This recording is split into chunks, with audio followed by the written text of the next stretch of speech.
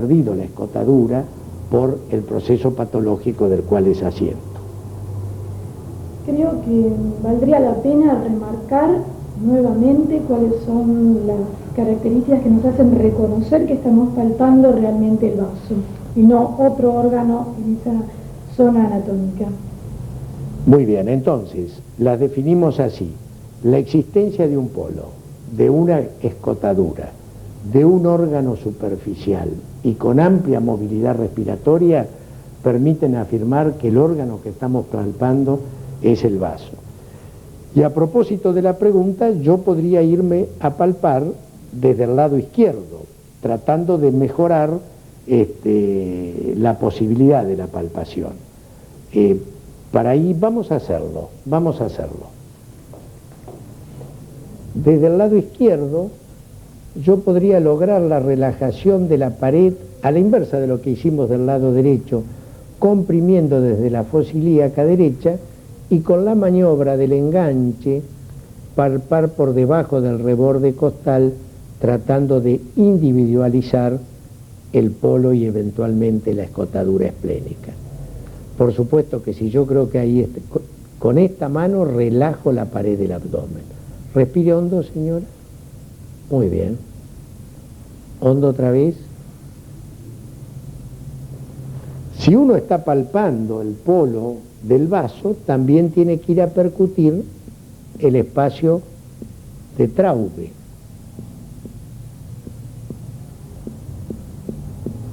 Que en este caso es timpánico. Escuchen. Porque la paciente no tiene esplenomegalia y hay aire en la cámara gástrica. Otra forma de palpar el vaso es pidiéndole a la paciente que con este bracito puesto por delante del tórax y adoptando el decúbito lateral, el médico se sienta y hace apoyar a la paciente contra su cuerpo. Esto es lo que se llama posición intermedio lateral de Schuster. Y entonces en esta posición el vaso tiende a descender y se lo puede palpar por debajo del reborde costal. Si el abdomen fuera un abdomen tenso, como se ve en quienes hacen deportes y demás, se puede mejorar la relajación empujando con la mano que no va a palpar, en este caso la derecha, desde la fosa ilíaca derecha. Respire hondo. Otra vez. Y siempre haciendo palpación superficial. ¿O derecha? Póngase derechita. Muchas gracias, señora. Siguiendo con la palpación del vaso, en los casos en que nos encontramos con una esplenomegalia masiva, bueno, ¿cuáles son sus causas más importantes, más frecuentes? Y ¿a qué llamamos esplenomegalia masiva? O sea, ¿qué magnitud debe tener? Dijimos antes que el vaso crece hacia la fosa ilíaca derecha. Si bien es cierto que hay vasos verticales que lo hacen hacia la fosa ilíaca izquierda, pero en ese crecimiento hacia la fosa ilíaca derecha, cuando sobrepasa la línea transverso umbilical, estamos en presencia de una esplenomegalia masiva. Y está en el fascículo las causas de esplenomegalia masiva, pero hay una que cuando el médico palpa una esplenomegalia masiva evoca rápidamente, que es la leucemia mieloide crónica. Doctor, ¿cómo se palpan los riñones?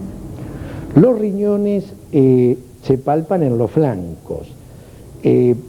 Habitualmente la mano izquierda se coloca en la región lumbar con la punta de los dedos por fuera de los músculos de los canales vertebrales, es decir, en la fosa lumbar, que es depresible. Con la mano anterior uno trata de palpar el riñón y después somete empujando, voy a ver si se puede ver de esta manera, con movimientos de la articulación metacarpofalángica de la mano izquierda, empujando desde la zona lumbar y si se trata del riñón, seguramente va a mejorar la palpación de la mano derecha colocada por delante. Eso es lo que se llama peloteo renal de Guyon. En el caso del otro flanco, Exactamente igual, pero con el médico colocado a la izquierda.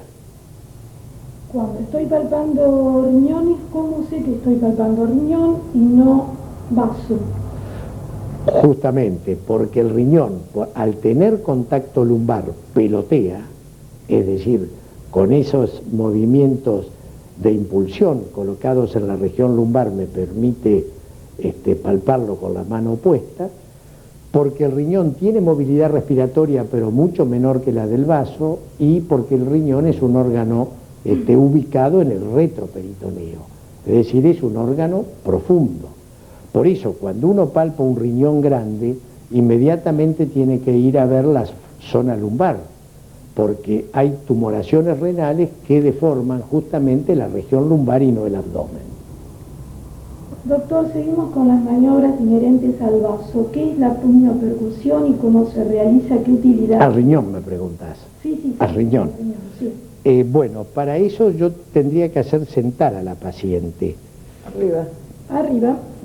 Muy bien. ¿Usted podría poner las piernitas para allá? ¿Cómo para... no? ¿Que no me caiga? No se va a caer.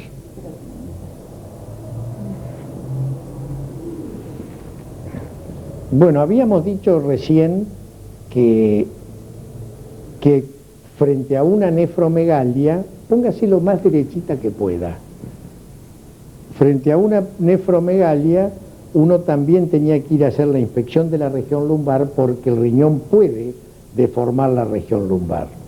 La puniopercusión, como su nombre lo indica, se trata de golpear descendiendo y pasando por la zona lumbar el dorso del paciente. Uno va, cuando pasa por la zona lumbar, está logrando, en las zonas lumbares, está logrando la vibración, por decir de una manera, del riñón. Se habla de puniopercusión dolorosa cuando el enfermo genera un movimiento defensivo a ese pequeño golpe que de ninguna manera de por sí puede provocar dolor. Tiene que ser suave y comparativamente, de arriba para abajo y de abajo para arriba. Es importante la puniopercusión. Acuéstese, señora. Ahora la tapamos. Es importante la puniopercusión porque... Derechita. El dolor renal responde habitualmente a dos grandes causas. Si es bilateral, habitualmente a la infección urinaria alta bilateral, es decir, a la pielonefritis aguda. A veces una litiasis unilateral puede doler y lo que duele por puniopercusión en ocasiones son los tumores del riñón. Claro, hablando de este tema en particular, ¿a qué se llama tríada del cáncer de riñón? La tríada del cáncer de riñón es justamente la palpación de un riñón grande, doloroso a la palpación y a la puniopercusión, en un paciente que consulta por hematuria no glomerular, es decir, hematuria con coágulos, con glóbulos rojos que mantienen la forma y lógicamente sin cilindros hemáticos porque el cáncer renal es de la vía excretora, o sea, de la pelvis renal o cálices. Y nos ocupamos ahora de los puntos dolorosos del abdomen. ¿A qué se le llama punto de McBurney y dónde está ubicado? El punto de McBurney es realmente el punto doloroso abdominal de mayor significado semiológico. En el fascículo están puestos algunos puntos dolorosos más, pero este es importante. Si uno individualiza, reconoce la espina ilíaca anterosuperior y el ombligo, uno ve que esta línea que une el ombligo con la espina ilíaca anterosuperior puede dividirse en tercios. En la unión del tercio externo con el tercio medio, allí está el punto de McBurney, que es característico de las apendicitis agudas y que es un punto que realmente siempre vamos a buscar y no es patognomónico, porque por ejemplo en una inflamación del ciego puede doler, pero el punto de McBurney en un enfermo con cuadro clínico compatible de apendicitis aguda es muy importante para el diagnóstico semiológico. Tenemos otro punto doloroso jerárquico, que sería el punto cístico, y el signo de Murphy y su significado. Bueno, es verdad, acá también trazamos una línea desde el borde de la axila, anterior de la axila al ombligo. Si en esta línea, en el reborde costal, ese es el punto cístico y allí está la proyección de la vesícula biliar. Uno puede palpar la vesícula biliar y ya hemos visto en el fascículo la importancia de su palpación, y puede hacer la maniobra de Murphy, que si despierta dolor se habla de signo de Murphy positivo. ¿En qué consiste? Consiste en aplicar los dos pulgares, me parece que no se ve, ¿no es cierto? Los dos pulgares en el punto cístico y pedirle al paciente que respire hondo. Hondo, largue el aire, hondo otra vez, bien hondo, bien hondo, bien hondo, sin hacer presión con los pulgares. También puede hacerse con la maniobra del enganche en el punto cístico. Si al respirar hondo, cuando se supone que el descenso del hígado que arrastra la vesícula con contacto directo con el diafragma hace que la vesícula vaya a pegar contra la mano que palpa, y si esa vesícula está con un proceso inflamatorio, el enfermo bruscamente deja de respirar, corta la respiración. Es decir, que para buscar el signo de Murphy no es preguntarle al paciente ¿le duele?, porque puede doler el hígado. No, respire hondo con la maniobra de los pulgares, maniobra de Murphy, respira hondo, uno deja la mano puesta sin presionar, la llegada de la supuesta vesícula contra la mano, los dedos que palpan, corta la respiración. Eso sí es el Murphy positivo y tiene mucho significado como patología de la vesícula y de la vía biliar. Hay otra región que también tiene un significado muy importante y que valdría la pena delimitarla topográficamente, y es el espacio de Traube. Claro, el espacio de Traube hicimos mención cuando hablamos del reconocimiento de la esplenomegalia. El espacio de Traube es una región que corresponde al techo gástrico, que normalmente está lleno de aire. El espacio de Traube, como dijimos, tanto en el fascículo de aparato respiratorio como hace un rato, tiene, justamente por el contenido del aire, debe ser timpánico. Y hay causas que provocan matidez del espacio de Traube. Mencionamos la esplenomegalia, el lóbulo izquierdo del hígado, es decir, una gran hepatomegalia izquierda pone mate el espacio de Traube, las grandes cardiomegalias y derrames pericárdicos, los derrames pleurales y los tumores del techo gástrico pueden provocar matidez del espacio de Traube. Fíjense, si comparamos lo que es la matidez del hígado, lo que es el timpanismo del espacio de Traube. Bueno, y a propósito de que estamos percutiendo el abdomen, ¿cuáles serían las maniobras más apropiadas para percutir el abdomen? El abdomen se percute desde el epigastrio hacia el hipogastrio, y después se lo hace en forma radiada.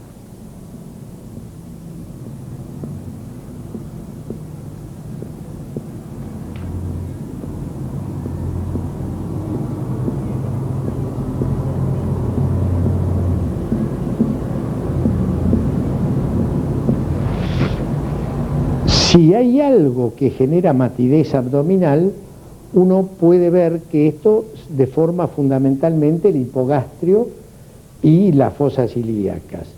Si por ejemplo se tratara de un gran mioma uterino o un embarazo, la percusión que debe ser marcada en el abdomen tendría convexidad superior.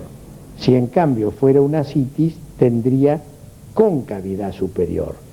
Y además, una maniobra muy útil para el reconocimiento de la citis libre es, por ejemplo, si yo percutiendo el abdomen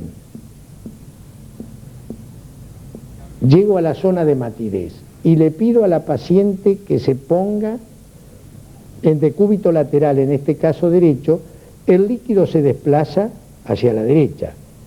Vuelvo a percutir y el abdomen se torna sonoro. Si de matidez pasamos a sonoridad con los cambios de posición, hablamos de matidez desplazable característica de la citis libre. Y en el caso de que hubiese un neumoperitoneo, ¿cómo serían las características? En el caso que hubiese un neumoperitoneo, uno encontraría timpanismo abdominal, pero lo más importante de todo es la desaparición de la matidez hepática. Entonces, para no equivocarse por las dudas de que el colon estuviera interpuesto entre el hígado y la pared abdominal, se debe percutir la matidez hepática en la línea axilar anterior. A nivel de la línea axilar anterior es imposible la interposición del colon. Entonces, la desaparición de la matidez hepática es signo inequívoco de neumoperitoneo. Neumoperitoneo por perforación de una úlcera duodenal, neumoperitoneo por perforación de un divertículo colónico, etc. Pero percutir, buscar la matidez hepática sobre la línea axilar anterior. Si hablamos de este tema que usted mencionó, del neumoperitoneo, las causas principales, nos lleva inmediatamente a pensar en el ilio abdominal. Bueno, sería interesante remarcar cuáles son las características. Para pensar que un paciente tiene ilio, más allá del interrogatorio, el abdomen está distendido. Y frente a un abdomen distendido, en un enfermo que vomite o no vomite, no elimina gases ni materia fecal, sabiendo las causas de ilio, que hemos hecho una pequeña clasificación en el fascículo, una cosa importante para reconocer el ilio es la ocultación del abdomen con el estetoscopio. Y entonces ahí uno tiene dos tipos de ilio claramente diferenciables.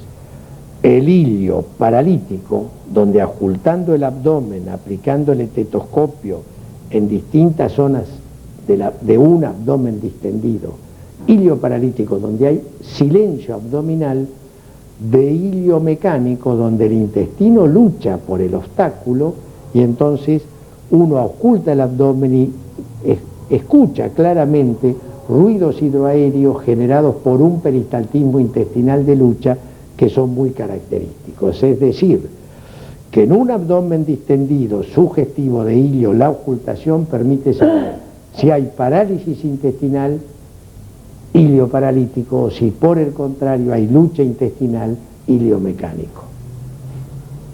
Y siguiendo con el examen de este último tema, eso nos lleva a definir qué son los signos de Bloomberg y de Guénon de Mussy. Es una pregunta muy importante y es importante que desprofeso me la hayas hecho al final.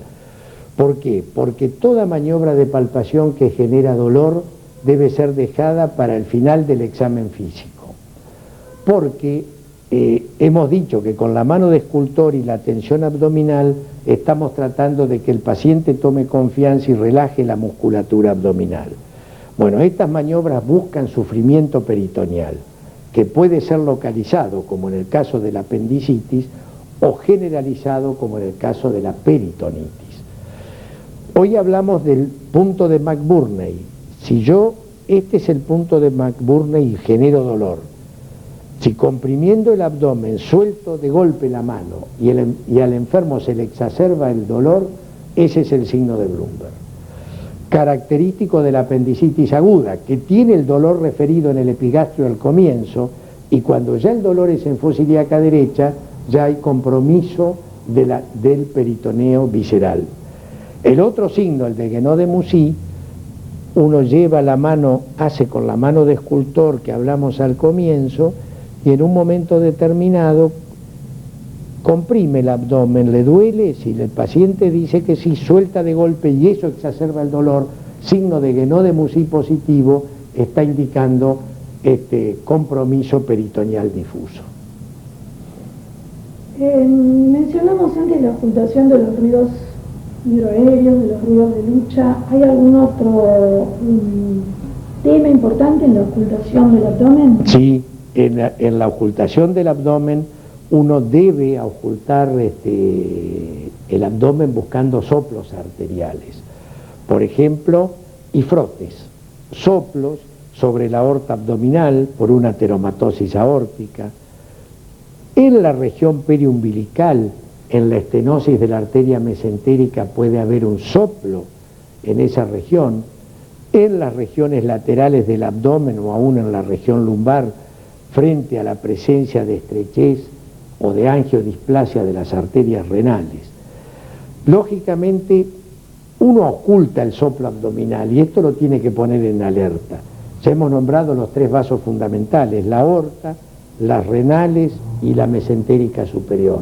Pero es lo que va a permitir presumir cuál es el origen del soplo, el cuadro clínico. Porque es probable que un paciente con patología de la arteria de la aorta que sopla o tenga un síndrome de claudicación intermitente en miembros inferiores o no tenga nada. Pero frente a un soplo de la arteria renal habrá que pensar que seguramente ese paciente está consultando por hipertensión arterial y estaríamos en presencia de una hipertensión arterial renovascular, o si el soplo es de una arteria mesentérica, seguramente el paciente refiere en el interrogatorio ángora abdominal, es decir, que cada vez que come y que necesita mayor flujo de sangre al tubo digestivo, la arteria mesentérica, como ocurre con el ángor de las coronarias, no alcanza para ese flujo y duele la región periumbilical. En casos de perihepatitis y periesplenitis, por embolias sépticas, por infarto, también ocultando sobre la superficie hepática o sobre la superficie esplénica, se puede ocultar un frote que tiene un valor semiológico extraordinario. Bueno, creo que con esto hemos pasado revista a las principales maniobras de la semiología abdominal. La explicación y la charla del doctor ha sido, creo que muy didáctica, lo mismo que la mostración de las maniobras. Así que, doctor La Sala, le agradecemos mucho su colaboración. Para completar lo que hemos visto sobre el examen físico del abdomen, les quiero mostrar algunas imágenes. Fíjense el valor de la inspección en este enfermo. Se puede ver claramente el estado de desnutrición en los brazos, masas musculares muy disminuidas,